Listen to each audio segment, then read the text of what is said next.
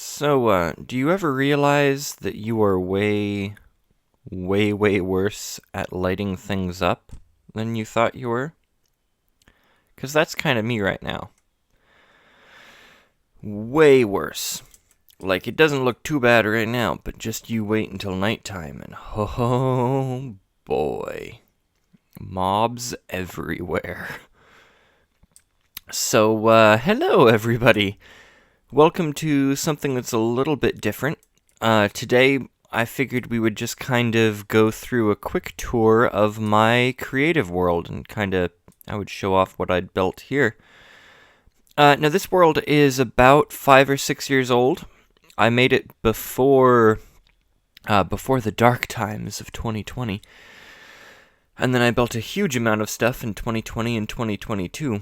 But I've kept the world active ever since. This world actually started on Bedrock, and do you know those like $200 computers that Walmart sells, and you think, wow, $200, what a bad computer that has to be.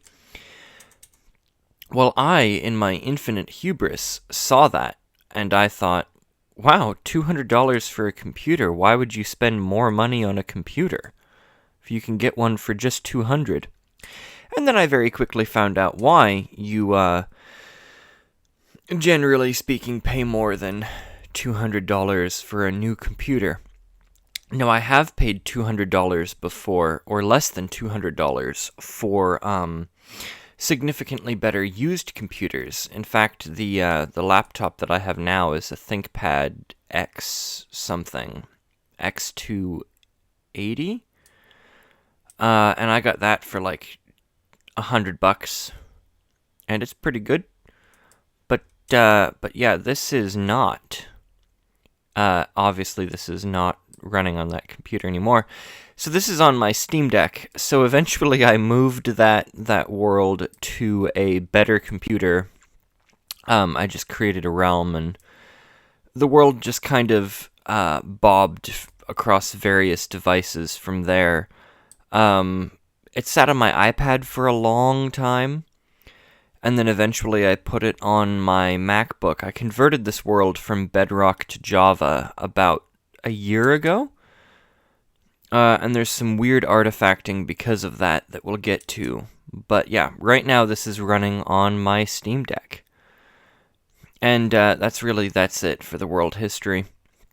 But as you can see, the world itself is divided into 4 quadrants. So there's the freedom quadrant, which is just kind of, hey, I have a weird idea, I'm going to build it. As you can see, I built like some tiny house concepts. I built a chest, because I felt like it, a chest of chests. I think this is the bridge. Yeah, this is a Starfleet ship bridge. Yeah, there is a way to get in. Yeah, this is just a general, oh yeah. Hey, I want to build something, and so I'm gonna build it. Like, section of the world, really. I started making a wall of every item in Minecraft, and then the game updated, and I thought, I don't want to do that. Little tiny house with interior. Pretty much everything in this world has a full interior, because I hate myself. Yeah, like there's a full interior there. I really don't like this tiny house. This one is pretty cool, I think, although like the scale internally is all messed up. Built the Krusty Krab. I'm actually really proud of this. It's not finished, it's mostly empty inside, but that's just because I got tired of looking up very conflicting information of the Krusty Krab interior, because the interior of the Krusty Krab changes constantly. Like, sometimes the bathrooms are on this side, and sometimes they're on this side, and, like, the kitchen is constantly changing, and it's kind of a mess. Like, apparently there's a drive-thru in some episodes. I just got tired of it, and, decided I wasn't going to do it. Also, how does the freezer fit in the thing. It's a whole mess. Like, honestly, the interior is a mess. But yeah, I did build Krusty Krab, and I thought it turned out kind of cool. Next up, we have the survival section. This is for things that I intended to build in survival on various worlds.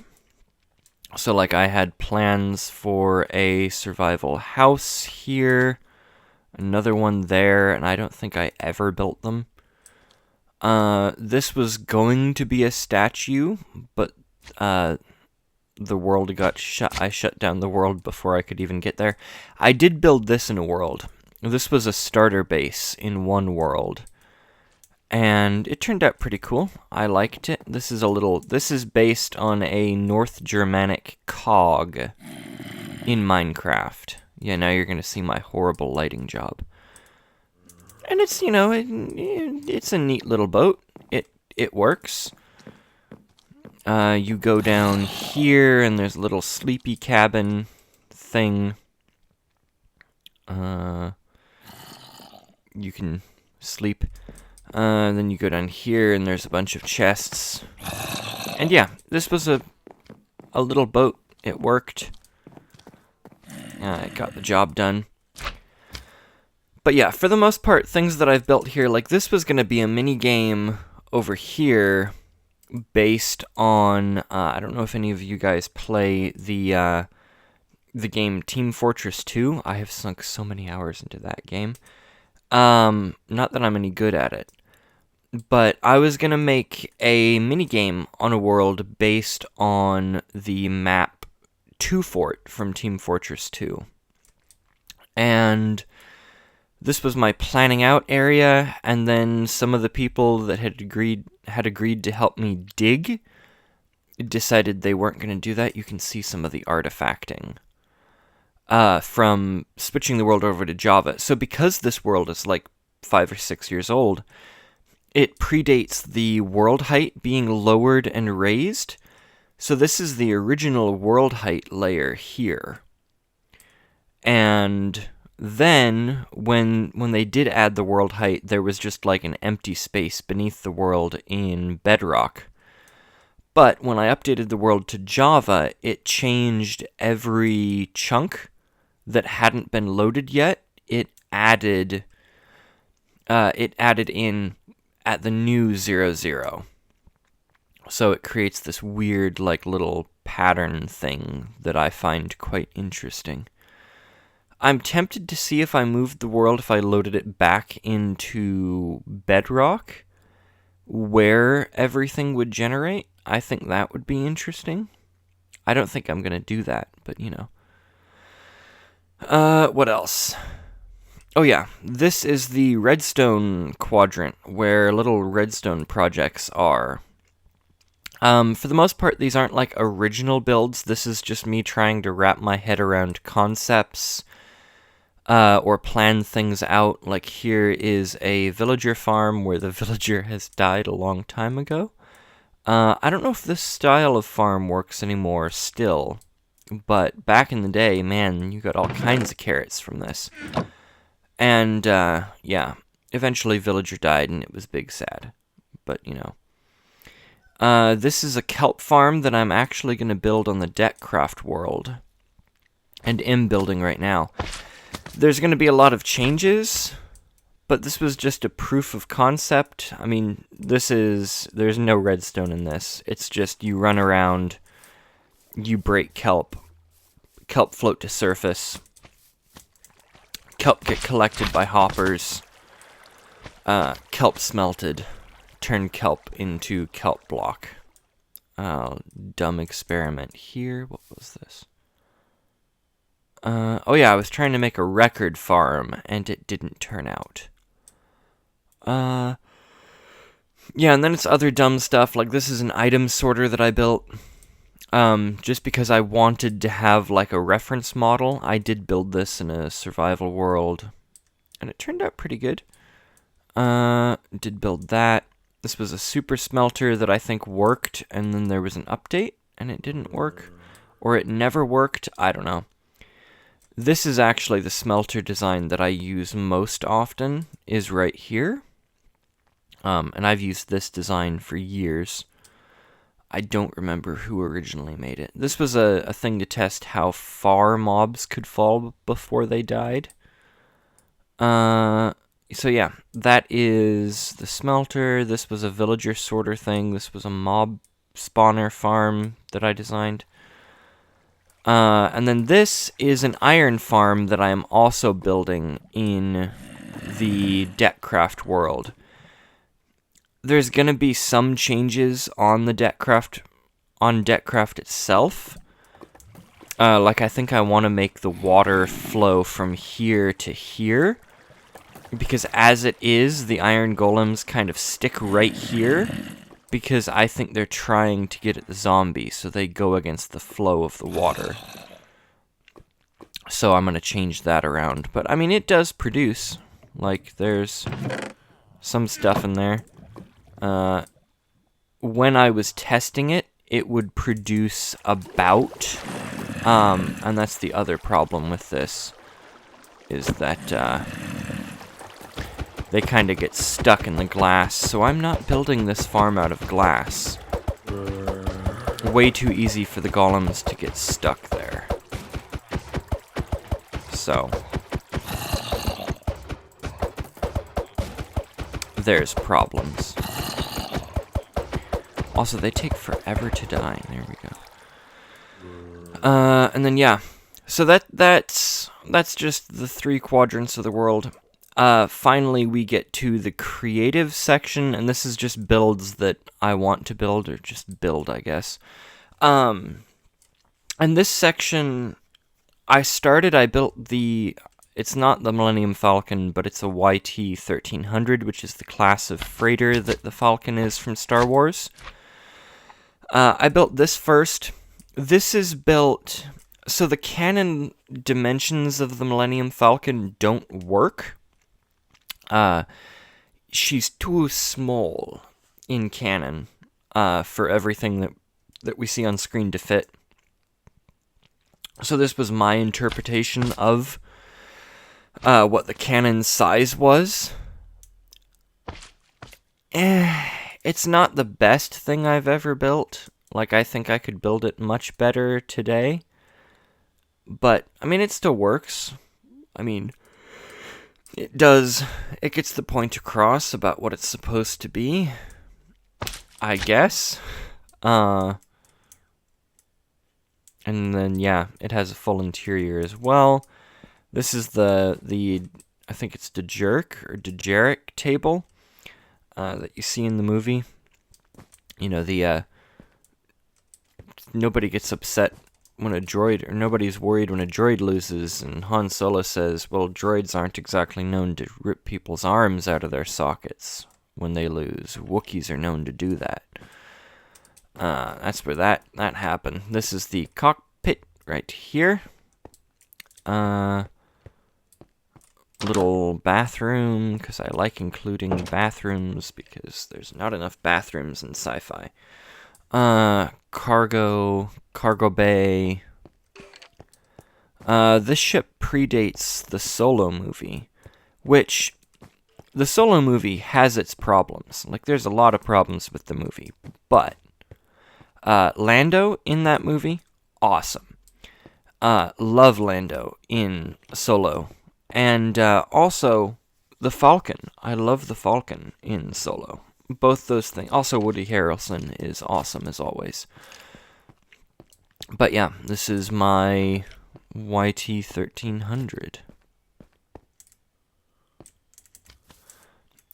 From there, I played a lot during lockdown. I played a lot of Elite Dangerous. I put like 200 hours into it on a computer that could not handle Elite Dangerous. I think I had moved up from the $200 Windows computer, but I was still not running a particularly good computer. So yeah, I played Elite Dangerous at like 480p, 620p, something like that. This is another of the artifacts of moving the world from Bedrock to Java, that some slabs are like set down one from where they're supposed to be. It's very weird. And then, let's see. So this and these were based off of book series that I was writing. Separate book series.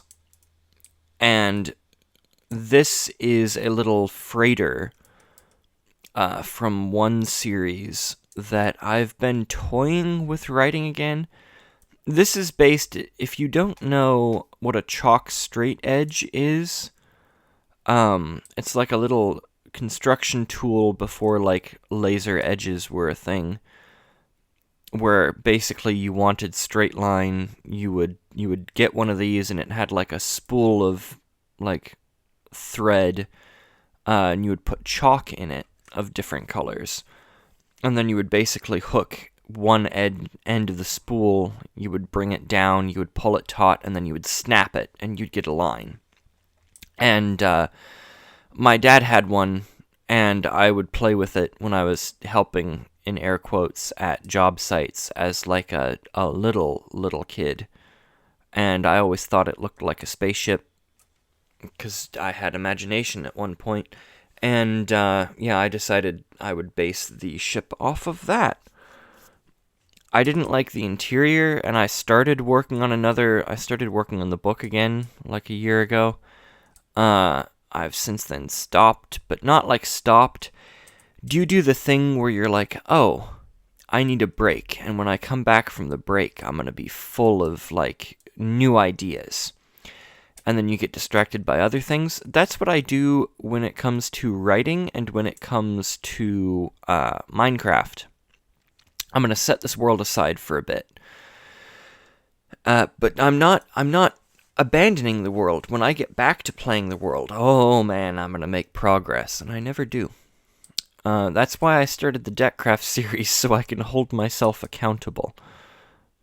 But yeah, these things, I built them because I wanted to have like an actual layout of everything for the book, so that if in one book I said, okay, so the captain left the bridge and he walked down the hallway to the lift, and then went down 2 decks to get to the mess hall, that if 2 or 3 books later, I described the same thing, and I described it as the captain left the bridge, he walked forward, he climbed a ladder up to the deck above, and then he was in the galley.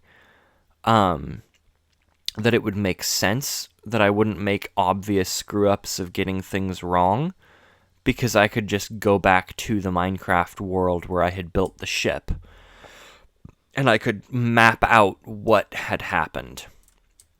That kind of thing. I have 2 or 3 more ships in this series that I want to build, and I have 3 more. So I'll get to those at some point. I think they turn out really cool, these things. But that's what those are. And then finally we come to, I'm going to sleep more. You can also hear the peacocks. I'm sorry, there's no way to keep the peacocks silent aside from killing them and eating them. Which they do, I mean, they taste alright, but, ignore the peacocks. So this is if you're a Star Trek fan, you probably think that looks a little bit like the Enterprise. If you're a big Star Trek nerd, you'll notice that it looks like a Saladin-class destroyer. This is what I call the Gazelle-class destroyer, which is a Saladin variant. It's just...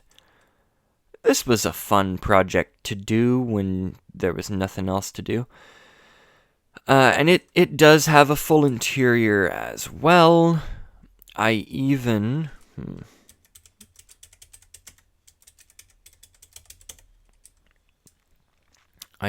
added... I say full interior. There are, like right here, there's nothing in there. But basically my rule is that if you can see it, like if in theory the crew could regularly see it, so because there's an observation area right in here, And you kind of go up, climb up, and you can access it. But because of that, it needs an interior. And so I built an interior to the nacelle here that shows like the warp coils and the warp field governors and all that stuff. Because I like doing that sort of thing. The ship has a shuttle bay. It drops down, and there's stuff to, other shuttlecraft and like a workshop area. There shouldn't be a zombie. For why? There's like a little lounge area back here and some offices. Then there's the ship's torpedo launchers and magazines below it. And then the nacelle. What else? Oh, the ship's engine room is right here. You can see the reactor, little engine area. There are transporter room in here where you say, "Beam me up, Scotty," and then your atoms get disassembled and reassembled somewhere else. That's about it for that. There is in air quotes, fully functional turbolift system. There's the main bridge with all of the dutes. There's all that. And then, there is like a full interior, and it's kind of a maze, like a real ship would be. Aww, those got moved down. Aww, that's unfortunate. There is a color coding system to denote what each section is. I mean, this is a big build. It took a long time, but it still gets kind of cool. And then after the Saladin, I built a Daedalus class, which is another Starfleet ship in Star Trek canon. I think it's still canon, but who knows? Like, the greatest enemies for the internal consistency of Star Trek is the people that write Star Trek and don't apparently care about internal consistency, as is the case for most franchises. So a little bit smaller than the Gazelle. Also has an interior. You've got a shuttle bay in here. You can kind of land shuttles. There's dutes up there. Get down here, there's storage. You go down farther, there's a cargo bay.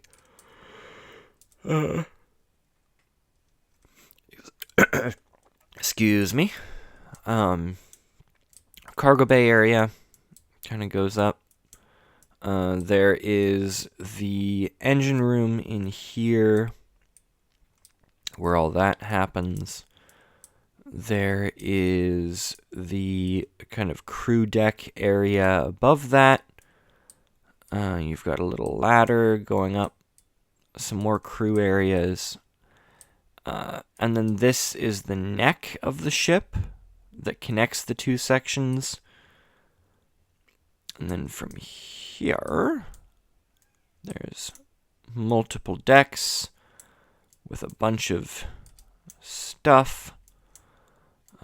Just kind of around. The ship has a bridge.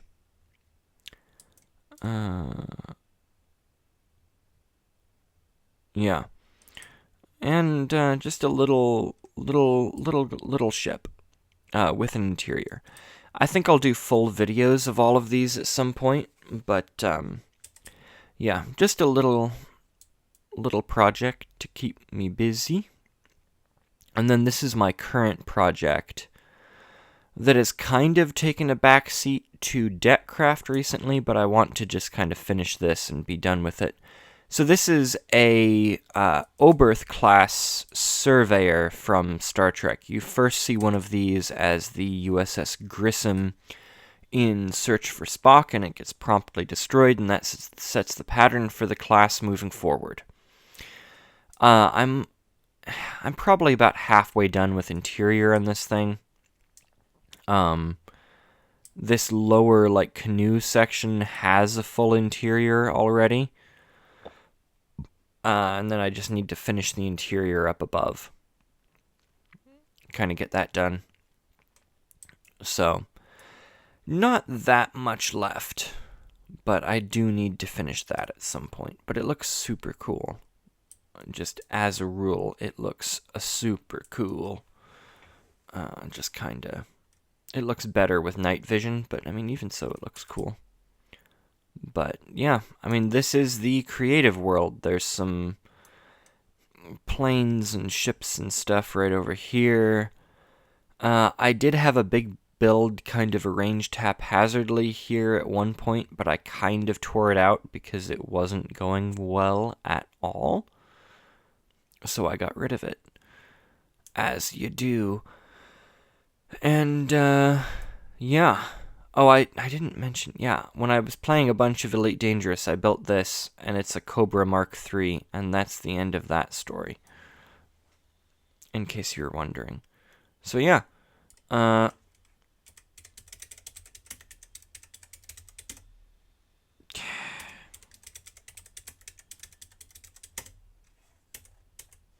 Thank you very much for watching. If you enjoyed the video, let me know. If you want to see more videos from this world, let me know. I do, like I said, I plan to do some world tours of individual ships and other builds. Maybe do a series of videos as I build something. I don't really know. But yeah, I think I wanted to kind of show it off because I'm proud of what I've built.